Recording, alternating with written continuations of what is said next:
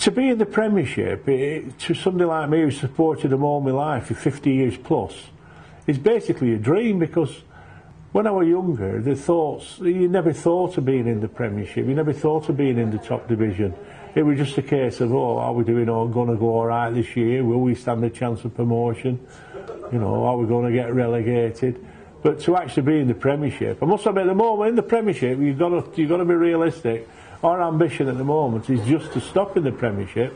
I think the days of us competing with the top 5, 6 clubs have gone. I think our aim now is just basically to stop in the Premiership.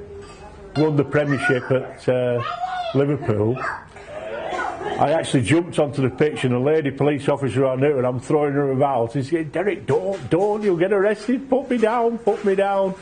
Anyway, when we actually came back to the pub, we couldn't get anywhere near Howarth at all. The coach had to drop everybody off about a mile away. We walked it back, and as we're walking up the hill towards the pub, these people you'll not get served in there, mate. It's absolutely chocker, you can't move. So I actually walked in through the back there and through the back door, and there were all my regular customers were at the back of the bar serving people. They were just in a case of like anybody who were at the back of the bar trying to serve people. So we run out of beer, with absolutely no beer at all. The morning after, about 8:30, a knock on the door, and Daily Mirror and the Sun and somebody else wanted to interview me. So I did. They came in and asked me what it was like, and explained to them a bit hectic, and they informed me then at that time that they were having a presentation down at Howarth on Monday night of the Premiership trophy, because Jack Walker were going away on holiday. Well, I had no beer, so then it was a case of a mad panic, ring the brewery, saying, look, I need to you've got to get me some beer up here, sharpish, like within the next hour, so because it's going to be busy again tonight. So, very hectic times. It took some time to sink in that we'd actually won the Premiership. But again, an absolute dream.